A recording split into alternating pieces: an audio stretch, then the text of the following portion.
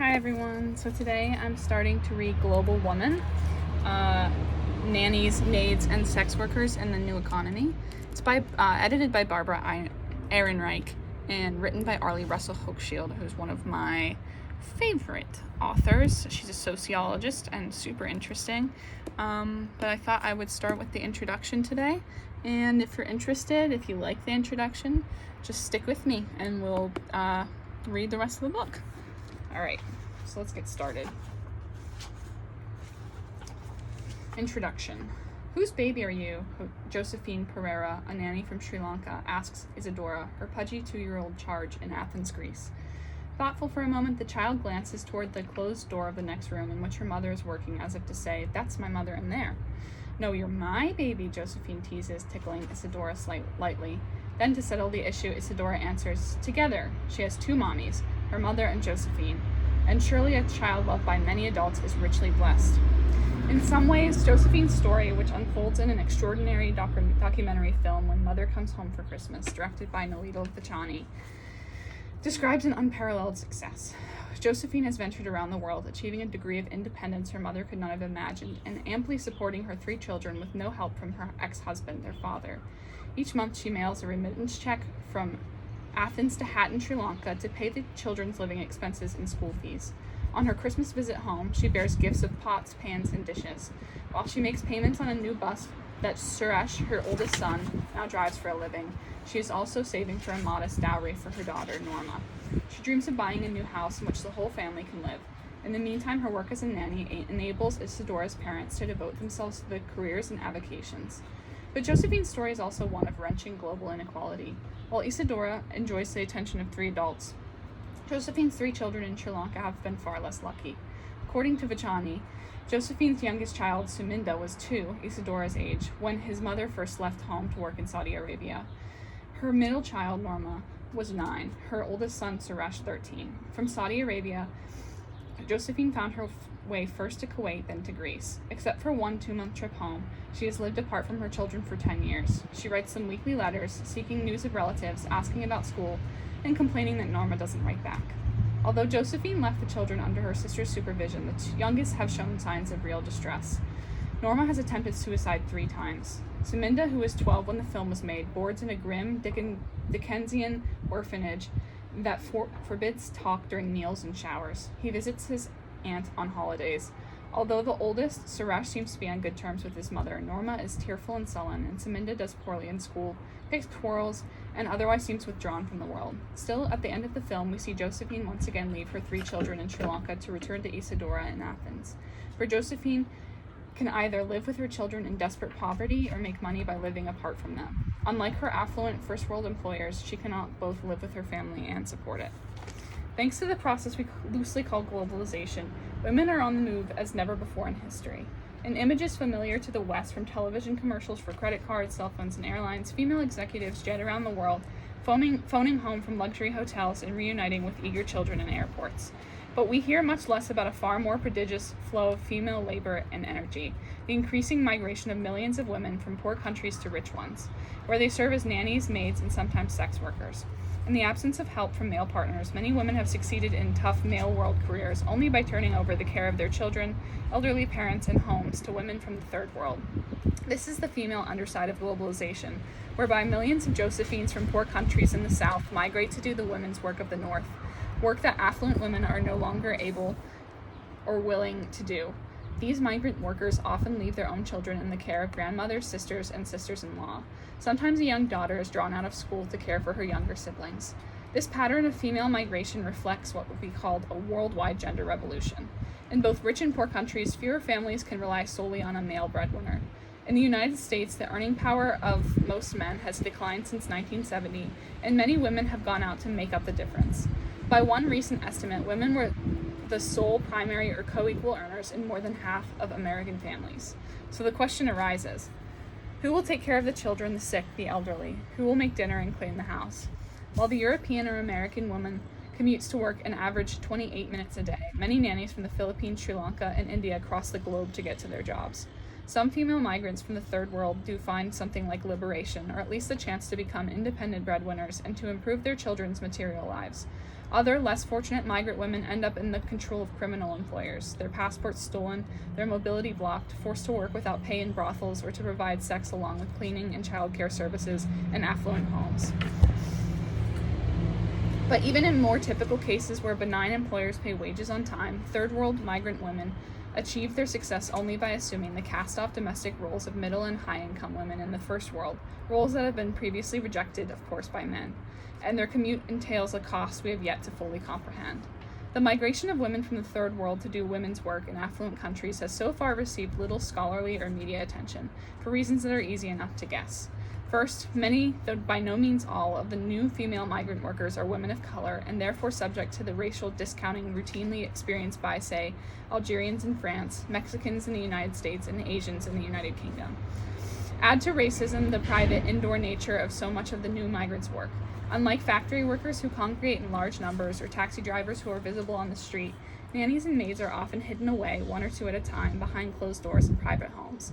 Because of the illegal nature of their work, most sex workers are even further concealed from the public view. At least in the case of nannies and maids, another factor contributes to the invisibility of migrant women and their work, one that for their affluent employers touches closer to home. The Western culture of individualism, which finds extreme expression in the United States, militates against acknowledging help or human interdependency of nearly any kind. Thus, in this time-pressed upper middle class, servants are no longer displayed as status symbols decked out in white caps and aprons, but often remain in the background or disappear when company comes. Furthermore, affluent career women increasingly earn their status not through leisure, as they might have a century ago, but by apparently doing it all, producing a full-time career, driving children, a contented spouse, and a well-managed home. In order to preserve this illusion, domestic workers and nannies make the house, hotel room perfect, feed and bathe the children, cook and clean up, and then magically fade from sight. The lifestyles of the first world are made possible by a global transfer of the services associated with the wife's traditional role, childcare, homemaking, and sex, from poor countries to rich ones. To generalize and perhaps oversimplify, in an earlier phase of imperialism, northern countries extracted natural resources and agricultural products, rubber, metals, and sugar, for example, from lands they conquered and colonized. Today, while still relying on third world countries for agricultural and industrial labor, the wealthy countries also seek to extract something harder to measure and quantify, something that can look very much like love. Nannies like Josephine bring the distant families that employ them real maternal affection, no doubt enhanced by the heartbreaking absence of their own children in the poor countries they leave behind. Similarly, women who migrate from country to country work as maids bring not only their muscle power, but an attentiveness to detail and to the human relationships in the household that might otherwise have been invested in their own families. Sex workers offer the simulation of sexual and romantic love, or at least transient sexual companionship. It is as if the wealthy parts of the world are running short on precious emotional and sexual resources and have had to turn to poorer regions for fresh supplies. There are plenty of historical precedents for this globalization of traditional female services. In the ancient Middle East, the women of populations defeated in war were routinely enslaved and hauled off to serve as household workers and concubines for the victors. Among the Africans brought to North America as slaves in the 16th through 19th centuries, about a third were women and children, and many of those women were pressed to be concubines, domestic servants, or both.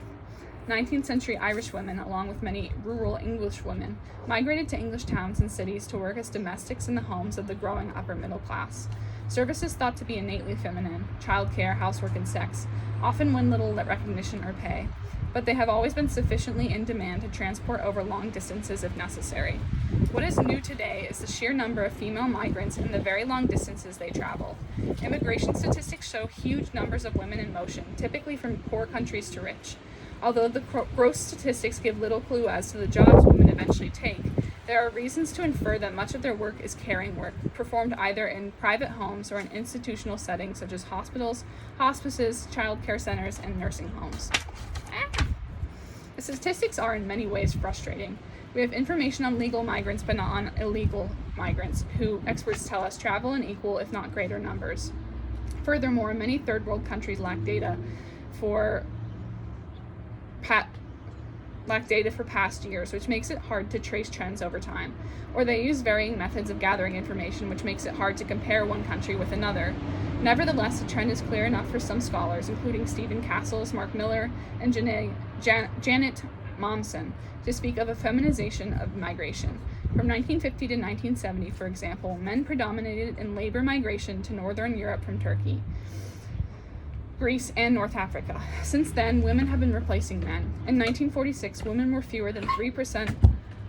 Uh-oh, are you okay, Maple? Sorry, my dog just cried. I think she's fine, though. Since then, the women have been replacing men. In 1946, women were fewer than 3% of the Algerians and Moroccans living in France. By 1990, they were more than 40%. Overall, half of the world's 120 million legal and illegal migrants are now believed to be women. Patterns of international migration vary from region to region, but women migrants from a surprising number of sending countries actually outnumber men, sometimes by a wide margin. For example, in the 1990s, women make up over half of Filipino migrants to all countries and 84% of Sri Lankan migrants to the Middle East. Indeed, by 1993 statistics, Sri Lankan women such as Josephine vastly outnumbered Sri Lankan men as migrant workers who left for Saudi Arabia, Kuwait, Lebanon, Oman, Bahrain, Jordan, and Qatar, as well as to all countries of the Far East, Africa, and Asia. About half of the migrants leaving Mexico, India, Korea, Malaysia, Cyprus, and Swaziland to work elsewhere are also women. Throughout the 1990s, women outnumbered men among migrants to the United States, Canada, Sweden, the United Kingdom, Argentina, and Israel. Most women, like men, migrate from the south to the north and from poor countries to rich ones. Typically, migrants go to the nearest comparatively rich country, preferably one whose language they speak or whose religion and culture they share. There are also local migratory flows, from northern to southern Thailand, for instance, or from East Germany to West. But of the regional or cross-regional flows, four stand out.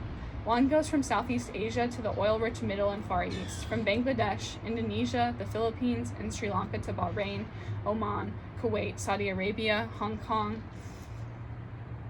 Malaysia, and Singapore.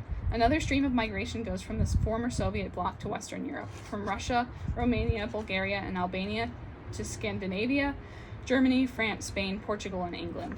A third goes from south to north in the Americas, including the stream from Mexico to the United States, which scholars say is the longest-running labor migration in the world. A fourth stream moves from Africa to various parts of Europe. France receives many female migrants from Morocco, Tunisia, and Algeria. Italy receives female workers from Ethiopia, Eritrea, and Cape Verde. Female migrants overwhelmingly take up work as maids or domestics. As women have become an ever greater population of migrant workers, receiving countries reflect a dramatic influx of foreign-born domestics. In the United States, African American women, who accounted for 60% of the domestics in the 1940s, have been largely replaced by Latinas, many of them recent migrants from Mexico and Central America. In England, Asian migrant women have displaced the Irish and Portuguese domestics of the past. In French cities, North African women have replaced rural French girls. In Western Germany, Turks and women from the former East Germany have replaced rural native-born women. Foreign females from countries outside the European Union made up only 6% of all domestic workers in 1984. By 1987, the percentage had jumped to 52%, with most coming from the Philippines, Sri Lanka, Thailand, Argentina, Colombia, Brazil, El Salvador, and Peru. The governments of some sending countries actively encourage women to migrate in search of domestic jobs, reasoning that migrant women are more likely than their male counterparts to send their hard-earned wages to their families rather than spending the money on themselves. In general, women send home anywhere from half to nearly all of what they earn. These remittances have a significant impact on the lives of children, parents, siblings, and wider networks of kin, as well as on cash-strapped third-world governments. Thus, before Josephine left for Athens, a program sponsored by the Sri Lanka government taught her how to use a microwave oven, a vacuum cleaner, and an electric mixer. As she awaited her flight, a song piped into the airport departure lounge extolled the opportunity to earn money abroad. The songwriter was in the pay of the Sri Lankan Bureau of Foreign Employment, an office devised to encourage women to migrate. The lyrics say, "After much hardship, such difficult times, how lucky I am to work in a foreign land. As the gold gathers, so do many greedy flies. But our good government protects us from them. After much hardship, such difficult times, how lucky I am to work in a foreign land. I promise to return home with treasures for everyone." Why this transfer of women's traditional services from poor to rich parts of the world? The reasons are, in a crude way, easy to guess. Women in Western countries have increasingly taken on paid work, and hence need other paid domestics and caretakers for children and elderly people to replace them. For their part, women in poor countries have an obvious incentive to migrate, relative and absolute poverty. The care deficit that has emerged in the wealthier countries as women enter the workforce pulls migrants from into the third world and post-communist nations. Poverty pushes them. In broad outline, this explanation holds true throughout Western Europe, Taiwan, and Japan, but above all in the United States, England, and Sweden. Women's employment has increased dramatically since the 1970s. In the United States, for example, the proportion of women in paid work rose from 15% of mothers of children 6 and under in 1950 to 65% today. Women now make up 46% of the U.S. labor force. 3/4 of mothers of children 18 and under, and nearly 2/3 of mothers of children age 1 and younger now work for pay. Furthermore, according to a recent International Labor Organization study, working Americans averaged longer hours at work in the late 1990s than they did in the 1970s. By some measures, the number of hours spent at work have increased more for women than for men, and especially for women in managerial and professional jobs. Meanwhile, over the last 30 years, as the rich countries have grown much richer, the poor countries have become, in both absolute and relative terms, poorer. Global inequalities in wages are particularly striking. In Hong Kong, for instance, the wages of a Filipina domestic are about 15 times the amount she could make as a school teacher back in the Philippines. In addition, poor countries turning to the IMF or World Bank for loans are often forced to undertake measures of so-called structural adjustment, with disastrous results for the poor and especially for poor women and children. To qualify for loans, governments are usually required to devalue their currencies, which turns the hard currencies of rich countries into gold and the soft currencies of poor countries into straw. Structural adjustment programs also call for cuts in support for non-competitive industries and for the reduction of public services such as healthcare and food subsidies for the poor. Citizens of poor countries, women as well as men, thus have a strong incentive to seek work in more fortunate parts of the world. But it would be a mistake to attribute the globalization of women's work to a simple synergy of needs among women, one group in the affluent countries needing help and the other in poor countries needing jobs. For one thing, this formulation fails to account for the marked failure of first world governments to meet the needs created by its women's entry into the workforce. The downsized American, and to a lesser degree Western European, welfare state has become a deadbeat dad. Unlike the rest of the industrialized world, the United States does not offer public child care for working mothers, nor does it ensure paid family and medical leave. Moreover, a series of state tax revolts in the 1980s reduced the number of hours public libraries were open and slashed school enrichment and after-school programs. Europe did not experience anything comparable. Still, tens of millions of Western European women are in the workforce who were not before, and there has been no proportionate expansion in public services. Secondly, any of the globalization of domestic work is simply an arrangement among women, completely omits the role of men. Numerous studies, including some of our own, have shown that as American women took on paid employment, the men and their families did little to increase their contribution to the work of the home. For example, only 1 out of every 5 men among the working couples whom Hochschild interviewed for the second shift in the 1980s shared the work at home, and later studies suggest that while working mothers are doing somewhat less housework than their counterparts 20 years ago, most men are doing only a little more. With divorce, men frequently abdicate their child care responsibilities to their ex-wives. In most cultures of the first world outside the United States, powerful traditions even more firmly discourage husbands from doing women's work.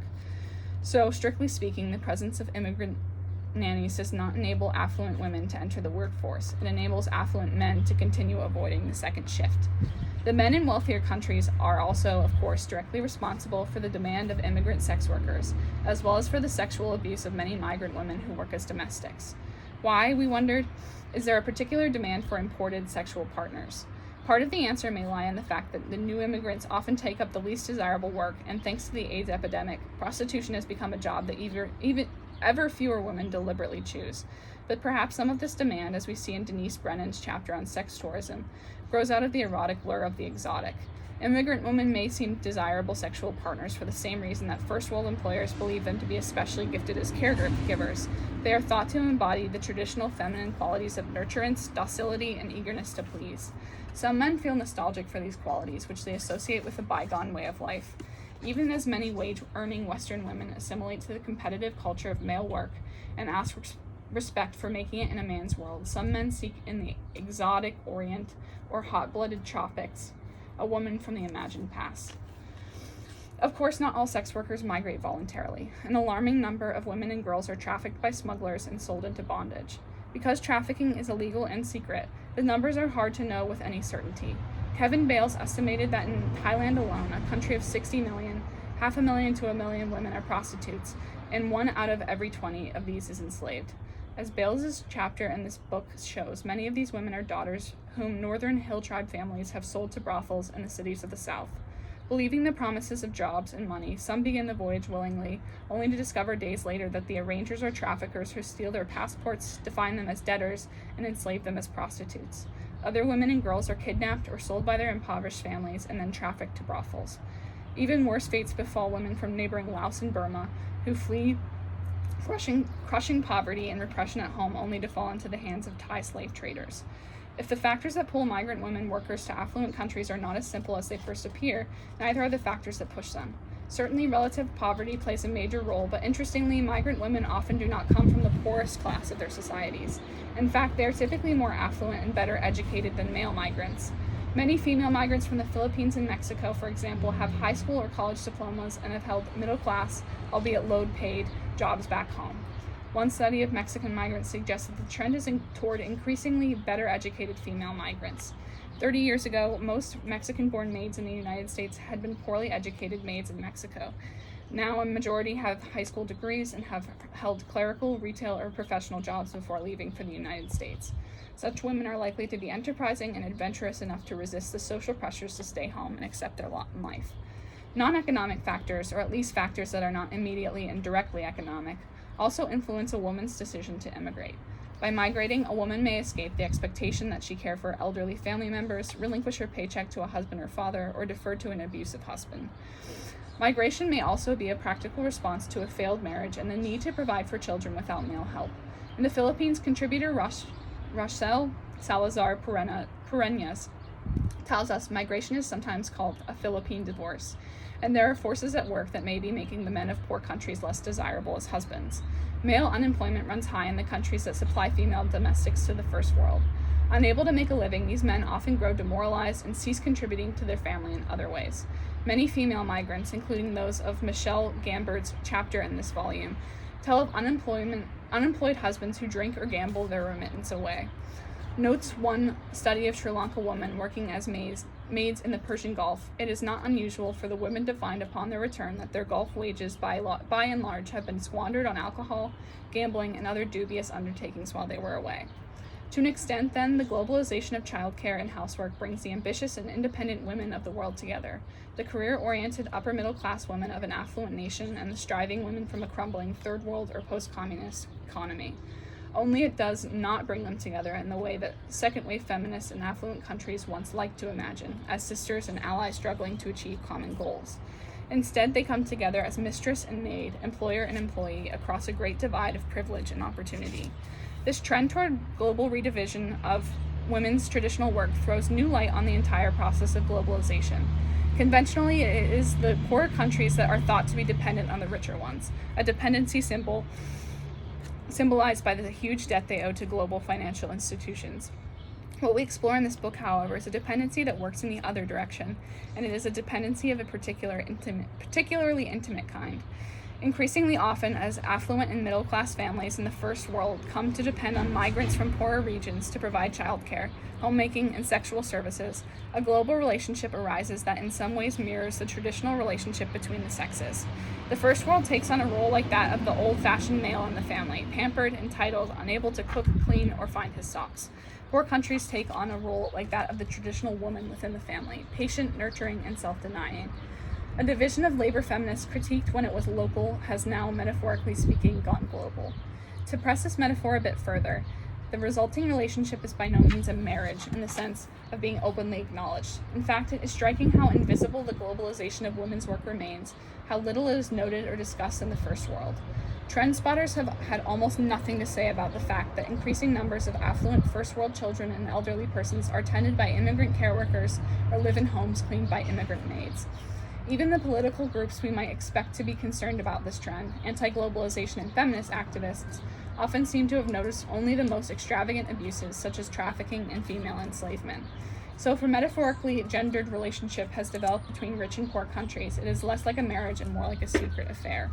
But it is a secret affair, conducted in plain view of the children. Little Isadora and other children of the first world raised by two mommies may be learning more than their ABCs from a loving surrogate parent.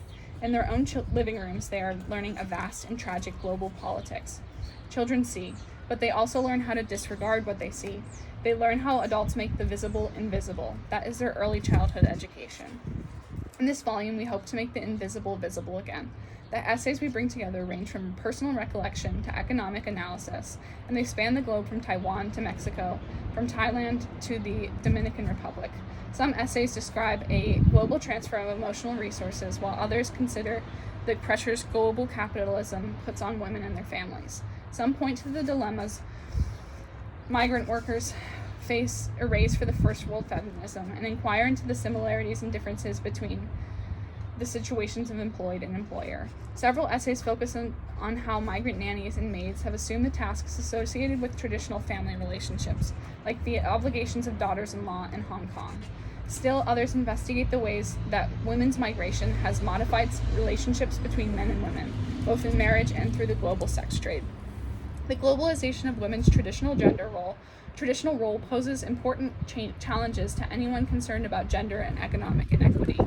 How can we improve the lives and opportunities of migrant women engaged in legal occupations such as nannies and maids? How can we prevent trafficking and enslavement?